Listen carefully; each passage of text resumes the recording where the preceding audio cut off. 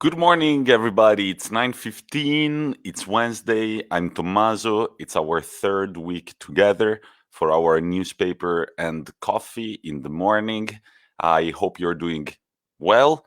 I hope you're having a good week. The days are slowly starting to get longer. Um, and there is I don't know, there is a good energy in the air. It feels like maybe, just maybe, we are starting to see the light at the end of this crazy tunnel that started last year and is still going on right now. So, what article do we have today? It's not really an article. So, I found the section of the Guardian magazine, which is a very good magazine and has a pretty broad range that you can choose from. It talks about sports, politics, health, and also there is a very good section dedicated to the readers. What does it mean? They have a section in their newspaper called the Reader's Reply. So basically, we can ask the Guardian any question that we want. If they deem it a question interesting enough, they will publish it. The other readers will answer to our question, and then the Guardian will put together a sort of article collecting the best responses by the readers. So, what is the question this week? Somebody asked The Guardian, why is envy green? Is it the same in other cultures? I thought it was pretty interesting because it shows a few literary references where envy is indeed green. But then it's even more interesting because it shows also if this thing is the same or not in other languages. Try to think in Italian. Do we ever use the expression to be green with envy? Is it something only English, or is it something that we say also in Italian or in any other language that you may know? Okay, so think about this for a second as I get a sip of water before we start our morning together.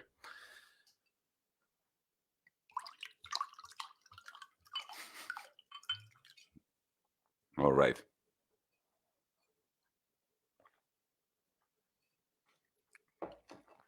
Very good. So, readers reply, why is envy green? Is it the same in other cultures? And in the picture, we have a man staring into the camera. The picture is a little bit blurry, and of course, it's colored in green. And below the picture, the subtitle, the caption says Green with Envy. But is it from Shakespeare, Ovid, or Sappho? So we've got Shakespeare, very famous English poet. Then we've got Ovid, so we're moving to Italy in ancient Rome, and then Sappho in Greece. So the question was, why is envy or jealousy green? Is it the same color in other cultures? And this was a question made by Martin Fairbrother from Paris. Okay, so envy, jealousy, start thinking what type of feeling this is. Envy, jealousy, why are they associated with green? For now, let's say in English, and later we will find out whether in other languages as well or not. So, the first answer that we're going to read comes from a user called Fromage Bleu, so blue cheese. All right. He says, or she says, so in this case, we can say they say. We don't know whether they're male or female, so we can say they say. A fascinating question. The answer includes angry Romans and blue eyed northern invaders. Hmm, this is a cryptic answer. I don't really understand what it means. But let's see the second user, called John Fruit. He says, surely it's from Othello. And here we have an extract from the Othello. Oh, beware, my lord, of jealousy. It is the green eyed monster which doth mock the meat it feeds on. So basically, jealousy is called the green eyed monster. And below it says, I know jealousy and envy aren't quite the same, but you get the idea. In the play, jealousy means suspicion before some smarty pants points it out. Okay, smarty pants is a funny word to describe somebody who wants to look smarter than the other ones. So apparently, at some point in Othello, there is some smarty pants that has to make it very clear for everybody that jealousy means suspicion. But so we just saw that in the Othello, jealousy and envy are described as a green eyed monster. Let's see what Simon Daines has to say. The same phrase appears in Merchants of Venice, where Portia says, okay, so here we have another reference from a Shakespeare play, in this case, The Merchant of Venice. And this user says that Portia, one of the characters from The Merchant of Venice, at some point says, how all the other passions fleet to air, as doubtful thoughts and rash embrace despair, and shuddering fear and green eyed jealousy. So, once again, Shakespeare talking about jealousy as something that has the color green. Now, here we get to the most intense section because here there are some readers that make some very interesting literary references. I must admit that I had to do some research online because I'm not that knowledgeable about ancient literature. So, Bella the Cook is the user who says, in Ovid's Metamorphoses, the personification of envy upon seeing beautiful Minerva, a hoard of gall her inward parts possessed, and spread the greenness o' her cankered breast. So, there are various translations, and they don't all refer to green. The first translation from Latin directly to English was Arthur Golding's in 1567, and it does use green. The working of her festered gall had made her stomach green. So the use of green to denote envy predates Shakespeare's writings, albeit by about 30 years rather than 1500. So this passage is written in a very old English, of course, and that's another that's another story. But definitely there is some vocabulary that could be interesting, that would be worth looking up. But what is even more interesting is that so far we had only examples of Shakespeare using the color green to describe jealousy and envy, while here this user Bella the Cook tells us, look, it's actually from Ovid's Metamorphoses, actually from one of the translations of Ovid's Metamorphoses, and it predates Shakespeare, so it comes before Shakespeare by about 30 years. But hold on, because we have another user, Bibianca. The Latin text, Ovidio, is pectora felle virent, literally, breasts are green felli. The Latin verb vireo means to be green, verdant. So you see how different users, without speaking to each other, of course, they get to the same conclusions. So we were in England first, then we moved to Rome. But why? Because we want to discover why is green the color often associated with envy. And now the next user, Salingari, takes us to Greece.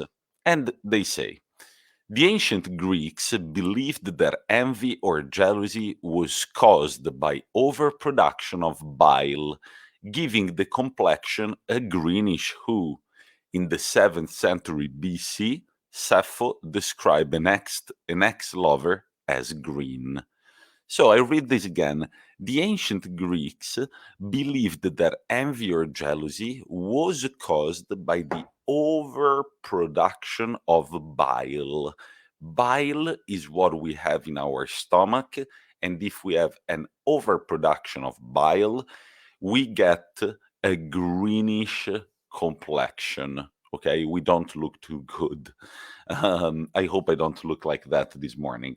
All right, so it says that Sappho described an ex lover as green.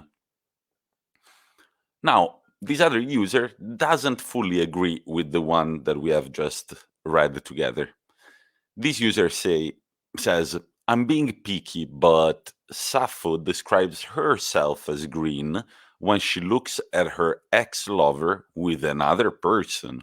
But it could also just mean she feels pale and clammy, since the Greek has many nuances. So, this user says, yeah, Sappho uses the color green to describe envy or jealousy, but she describes herself as green when she talks about seeing her ex-lover together with another person. So, way before Shakespeare, in Greece, they talked about being green with envy or jealousy. Let's look at this other user. His name is Krzysztof Odiniak. I want to say that he's Polish. Maybe I'm mistaken. Well, wherever he's from, I apologize for the pronunciation of his name because I don't know how to read that. But so he says, it seems to me we are green when unwell, with seasickness, with drink, not I, of course, but others, and lose our appetite for the delights of life. Envy will have the same effect, a distaste that spoils. Envy is orange in Much Ado About Nothing, when Beatrice says of Count Claudio, when the latter mistakenly thinks his prince, Don Pedro, has swooped in and stolen his beloved. Act 2, Scene 1. So, good old Christoph says that in general, it feels like we use the color green to describe any moment in which we are not feeling well, any moment in which we are feeling unwell, maybe with seasickness, which is what you get when you're traveling by sea, maybe with drink, and he makes the joke saying, not I, of course, but others, and lose our appetite for the delights of life.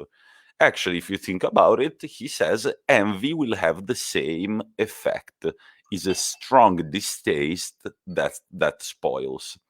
And then he also says that in Much Ado About Nothing, which is another play by Shakespeare, envy is labeled as orange. So usually as green, but in this other play, it's regarded as orange.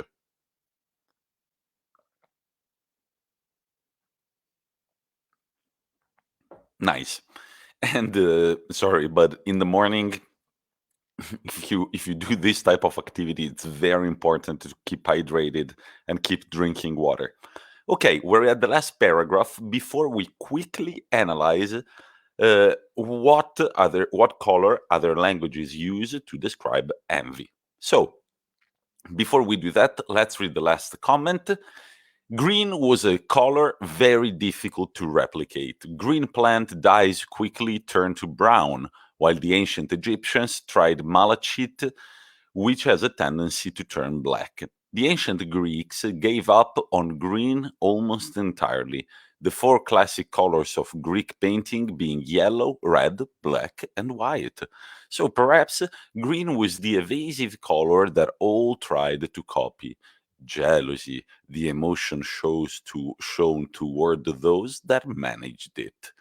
Well, This I have zero knowledge, zero preparation to say if this person is correct or not. But all I can say is that what they say is very interesting. This person says that green was a very difficult color to replicate because green plant dies. So basically, the color coming from the green plant quickly becomes brown or black. The ancient Greeks almost never used the color green, and the four basic color of their paintings were yellow, red, black, and white. And this user says, so maybe green was the evasive color that everybody tried to copy. Jealousy, the emotion shown toward those that managed it. Who knows? Wormwood 20. Maybe you are correct. But one thing that I did study, and is not new to me, is that the four main colors of Greek paintings were yellow, red, black, and white. Okay, now let's go to the next section, Around the World, where readers from around the world share their knowledge about the color green related to envy. And the first person to answer the question is an Italian woman called Anna Brancaleon. She writes, in Italy too we say green out of envy, verde dall'invidia. We also say verde come la bile, green like bile, and that explains why green. The bile is green and has to do with anger.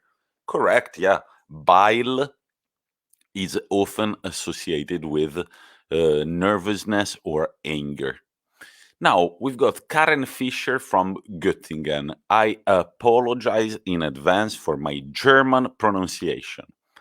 In German, we say that hope is green, yellow is envy, blue is being faithful, and red is obviously love.